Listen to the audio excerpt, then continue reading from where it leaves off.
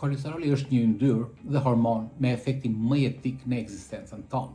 Pa atë nuk ka jetë. Kaq i rëndësishëm është ai sa çdo lloj qelizje e trupit tonë, të gjitha të 10 miliardë qelizje e trupit tonë, prodhojnë një sasi minimale për nevojat e veta. Pjesën tjetër më të madhe prodhon sigurisht mëlçia, si në shumicën e elementeve që ajo na duhet në jetë, dhe pjesa kryesore merret nëpërmjet ushqimit shtazor, peshkut, mishit, veza, bulmeti. Kolesteroli nuk qarkullon dot vetëm në gjak. Mëlçia i jep gjithmonë atij një transportues, LDL. Jo shikoni në analizat e gjakut gjithmonë është një LDL atje.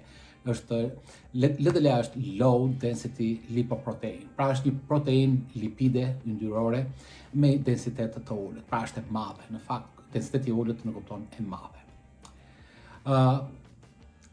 Disa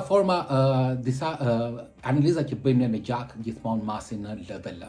Përshëndetje miq, unë jam Vali dhe sot do sqarojmë çdo keq kuptim që shumica e njerëzve dhe edhe personelit mjekësor kanë mbi kolesterolin. Siç e kam përmendur rregullisht, nëse më keni dëgjuar dhe në videot e kaluara, unë gjithmonë kam thënë që kolesteroli është gjithmonë i mirë, është molekula e jetës. Në qelizat tona, në të gjithë qelizat tona ne kemi mitokondret, ato që prodhojnë energjinë, siç u thash ke dhimbja e kokës ose migrena, por në një kohë këto mitokondret prodhojnë edhe kolesterolin. Kolesteroli përdoret në trupin tonë si paraardhës i shumë hormoneve dhe shumë përbërësve të tjerë, të pazvendësueshëm në jetë. Do pa kolesterol, siç u thash, nuk ka jetë. Prej kolesterolit prodhohen të gjitha hormonet seksuale.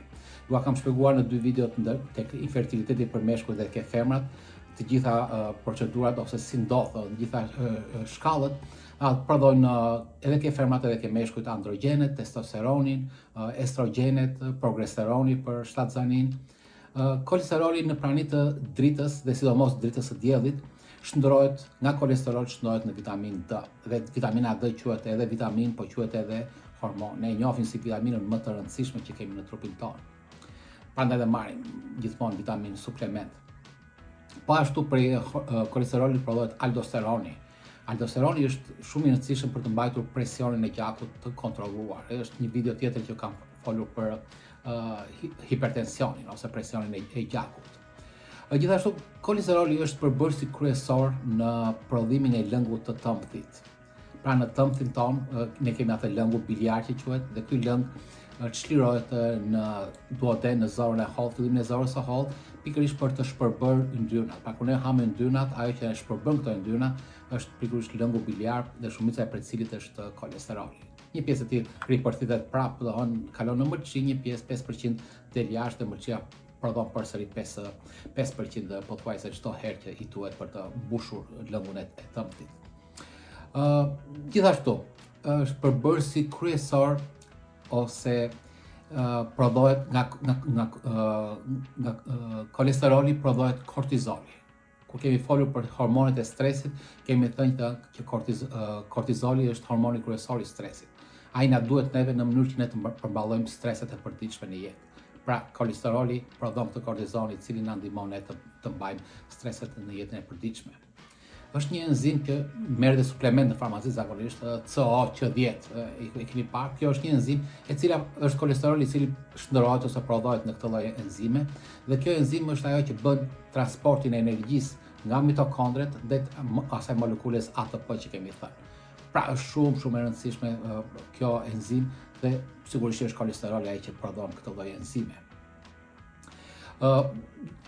Kolesteroli ka një nga veprimet kryesore ose një nga arsyet kryesore që ekziston në trupin tonë është për të mbajtur membranën, për të ruajtur integritetin e membranës, formën e membranës. Pra çdo qelizë ka atë membranën e dyfisht dhe nëpërmjet këtyre acideve yndyrore që përbëjnë këtë yndyrën që përbëjnë membranën, kemi këto kolesterolit, këto molekulat e kolesterolit, të cilët i japin edhe fleksibilitet të qelizës, por ama dhe ruajnë integritetin. Pra nuk e lënë të shformohet, të deformohet, të humbasi, të shpërbëhet si molekul, si qelizë.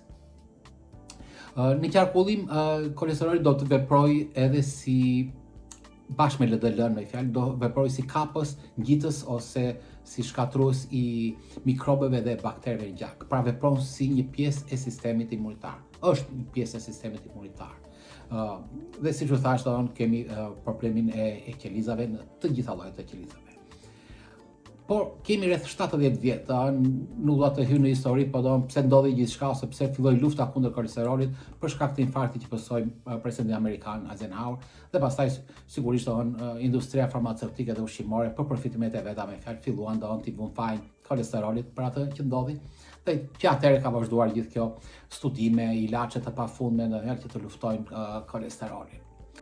Fatmirësisht kemi rreth 15 vjet, 20 vjet që mjek nga gjithë bota shkencëtar, gazetar, investigator, të cilët kanë arritur, organizata të ndryshme sigurisht janë bashkuar, të cilat kanë arritur dhe të kanë vërtetuar që faktet e vërteta tregojnë totalisht të kundërtën e çfarë është proklamuar deri tani.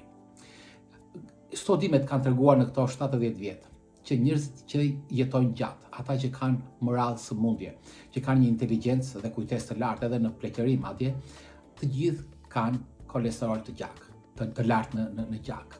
Ndërsa ata që kanë vdekshmëri më të lartë, më të hershme, ndodh me ata me persona që kanë kolesterol të ulët. Pra, nëse ju luftoni kolesterolin, ju ulni jetësinë e njerëzve. Thuhet se kolesteroli gjithë mjekët biles mund të ketë reagime për këtë video që kolesteroli është rrezik për zemrën, ateroskleroza, trombet në tru e të tjera.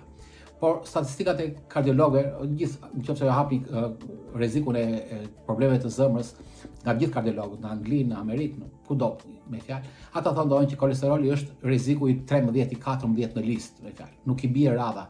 Në mjekësi thjesht rreziku I 13 e 14 është rrezik I papërfillshëm.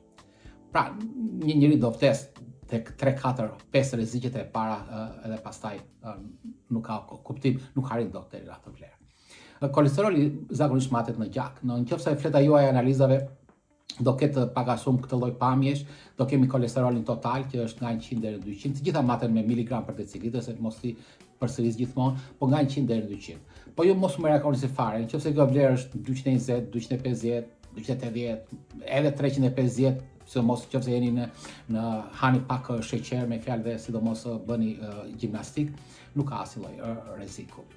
Rreziku kush është trigliceridi. Trigliceridi që duhet të jetë më pak se 150 mg për decilitër. Në fakt, shumë qendra, shumë organizma ose mjekët e kërkojnë që të jetë më pak se 75, sepse ky është problem për zemrën në fakt.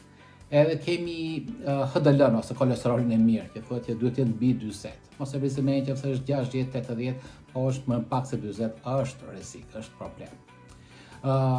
Dhe sepse ky merr kolesterolin e lirë që është në gjak, e merr dhe e çon, e transporton dhe e fut brenda në mëlçi. Gjithashtu ju do shikoni edhe një që quhet VLDL, very low density lipid. Në fakt, kjo është very low density, është shumë e madhe si molekull, mban shumë gjëra brenda, por nuk jep shumë të dhëna nëse ne nuk masim dy pjesë kryesore, sepse mund të kenë qeliza të mëdha dhe qeliza të vogla. Pra kur janë të vogla si qeliza small VLDL, atëherë janë problem dhe janë rrezik për shëndetin.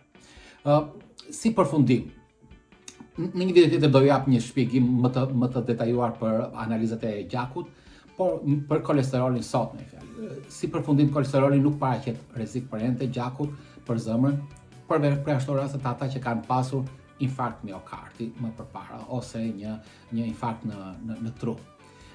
Lidhja e kolesterolit me këto probleme të zemrës është më e ulta se sa gjithë parametrat e tjerë.